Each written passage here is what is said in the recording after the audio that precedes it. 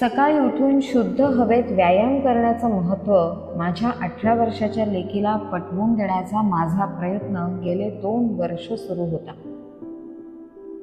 पण सपशेल फसला. उशिरापर्यंत झोपणं, व्यायाम न करणं, त्यामुळे वाढलेलं वजन, हे सगळं तिलाही आवडत नव्हतं. खरं तर तिनं सुद्धा यावर वेगवेगळे उपाय देखील करून बघितले होते, पण सपशेल फसले होते सगळे. मनातून हार मानली होती तिनं. तिच्या लहानपणीपासूनच आमचा संवाद नेहमीच उत्तम आहे आणि आमच्या दोघींचं नातंही खूप घट्ट आहे. तिनं आजपर्यंत अनेक वेळेला तिचं मन माझ्यापाशी मोकळं केलंय, म्हणून आज मी हिम्मत करायची ठरवली. तब्येतीशी खेळणं या तिच्या सवयीला आता पूर्ण विराम द्यायचा, असं त्या दिवशी ठरवलं. आणि सकाळी 5:30 वाजता ती झोपलेली असताना जरा मोठ्या आवाजात तिला ऐकू येईल असं डिक्लेअर केलं, आज नो एक्झरसाइज तर नो अकाउंट्स क्लास, ओके? मला माहिती होतं तिला हा क्लास बुडवायला कधीच आवडणार नाही. माझा अंदाज खरा ठरला. त्या दिवशी ती माझ्याबरोबर पहिल्यांदा टेकडीवर चढायला यायला कशी बशी तयार झाली. चढताना तिला जाणवत होतं, एक म्हणजे तिचं वाढलेलं वजन आणि दुसरं म्हणजे तिचा कमी झालेला स्टॅमिना. टेकडी फारशी काही आवडली नाही तिला आणि त्यातून तिचं म्हणणं होतंच की मला काही तुझ्यासारखी सकाळी उठायची सवय नाहीये आणि एवढं चढायची तर मुळीच नाही. तिची नाराजी पदोपदी व्यक्त होत होती, पण माझ्या मनाची तयारी मी आधीच केली असल्यामुळे आज तिच्याशी शांतपणे संवाद करू शकत होते. मग त्या दिवशी थोड्या अंतरावरूनच आम्ही परत आलो. तिनं आज सकाळी उठून टेकडीवर येणं एवढं देखील मला आजसाठी पुरेसं होतं. मी तिला शाबासकी दिली आणि ती क्लासला गेली. दुसरा दिवस उजाडला. मी परत एकदा तोच स्टँड घ्यायचा ठरवलं होतं.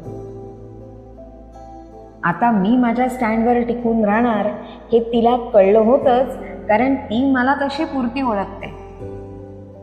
आई जे काही करेल ते तिच्या चांगल्यासाठीच असेल हे कळण्या एवढा विश्वास मीही संपादन केलाय आणि तीही तितकीच समजूतदार आहे. दुसऱ्या दिवशी मी तिला टेकडीवर थोडं पुढं घेऊन गेले, जबरदस्तीच. ती रागावली, पाय दुखतायत अशी तक्रार सुद्धा केली. मी म्हणाले, अगं सवय होईपर्यंत हे होणारच आहे, थोडं पुढे जाऊया ना, तिथून तुला निसर्ग बघायला नक्की आवडेल गार्गी. आम्ही टेकडी चढून वर पोहोचलो. तिथून निसर्ग बघताना स्वारी खुश झाली होती. तसं तिनं दाखवलं नाही, पण मला कळलं होतं. त्या दिवशीपासून तिला आवडू लागलं टेकडी चढायला आणि त्या तिच्या आवडत्या जागी जाऊन पोहोचायला. तिथं पोहोचणं म्हणजे काहीतरी मिळवलं असं वाटू लागलं तिला. आम्ही दोघींनी मिळून तिच्या मनाची पहिली टेकडी जिंकली होती आता. त्यानंतर मग हळूहळू सकाळच्या शुद्ध हवेत निसर्गाची मजा लुटण्यात काय आनंद आहे तो तिला जाणवू लागला. आता सकाळी मी तिला उठवायची गरज संपली. टेकडी चढताना भेटणारी लक्ष्मी गाय तिला रोज बघावीशी वाटू लागली. टेकडीवर दिसणारे मोर रोज टेकडीवर जाण्याच्या आनंदात भर पाडायला पुरेसे होते. त्या दिवशी आम्ही दोघी टेकडीवरच्या आमच्या आवडत्या ठिकाणी गप्पा मारत असताना गार्गी मला म्हणाली, आई, मी इतक्या दिवस 10 वाजेपर्यंत कशी काय झोपत होते? तिला तिचंच आश्चर्य वाटत होतं. आताशा आम्ही दोघी टेकडीवर रोज 1.5 तास वॉक आणि व्यायाम करू लागलो होतो.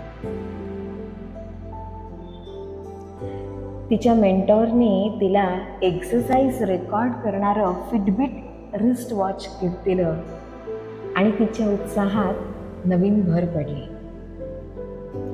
आता तिला वेगवेगळे काउंट्स जसे की बर्न्ड कॅलरीज, किलोमीटर्स वॉक ठेवता येऊ लागले. तिच्या प्रयत्नांना आता तांत्रिक पुरावा मिळाला होता. स्वारी जाम खुश होती स्वतःवर. आणखीन काही दिवसात आम्ही दोघींनी पुढचा टप्पा काढला. आता आम्ही विठ्ठलवाडी ते तळजाई आणि तसंच परत असं जवळपास 7 किलोमीटर चालायला लागलोय. मग तळजाईपाशी जाईपर्यंत दिसणारे मोर, तळ्यात पोहणारी बदकं, मासे, वेगवेगळ्या पक्ष्यांचे आवाज, अशा सुंदर निसर्गाचा आस्वाद घेणं, हे सगळं आमच्या दोघींच्या जगण्याचा भागच होऊन गेलाय. कधीतरी काळी मैना, तर कधी करवंद, तर कधी गावरान पपई आणि आंबे विकत घ्यायचे आणि मग येताना तोंडात करवंद टाकत टाकत गप्पा मारत मारत टेकडी उतरायची. अशी मजा लुटायची आम्हाला जणू सवय झाली आहे. आणि सगळ्यात महत्वाचा मुद्दा असा की जुन्या कपड्यांमध्ये आम्ही दोघीही शिरू शकतोय आणि सहज. टेकडी खरोखरच जिंकली आहे माझ्या लेकीने. मला एक आई आणि सायकोलॉजिस्ट म्हणून नेहमी असं वाटतं की कुणीही स्वतःच्या अनुभवातून जर काही शिकलं तर ते जास्त चांगलं रुजतं आणि टिकतं सुद्धा. आपणच आपल्याला लावलेल्या पण आपल्या प्रगतीला मारक अशा सवयींना कधी कधी असाही पूर्णविराम देणं गरजेचं ठरतं. आणि जेव्हा आपला उद्देश चांगला असतो आणि मार्ग समोरच्या व्यक्तीला समोर ठेवून आखलेला असतो, त्यावेळी यश मिळण्याची शक्यता नेहमी वाढते. अगदी आजकालची किशोरवयीन मुलं सुद्धा मार्गावर आणली जाऊ शकतात. कधीतरी खंबीरपणे निर्णय घेऊन त्यावर टिकून राहणं हे सुद्धा खूप महत्वाचं असतं. कारण मोठं म्हणून आपल्याला जे दिसतं, कळतं आणि उमजत असतं ते किशोरवयीन मुलांना कळेल अशी अपेक्षा ठेवणं इथे मुळात सुरुवातच चुकीची होत असते. आपल्या अनुभवांचा योग्य तो फायदा या वयातील मुलांना नक्कीच करून देता येईल. त्यासाठी त्यांच्याशी वेळोवेळी संवाद साधून त्यांना अनुभव घ्यायला लावून आणि अनुभव घेत असताना धडपडल्यास योग्य तितकी मदत करून कोणत्याही समस्येवरती उपाययोजना नक्कीच करता येईल.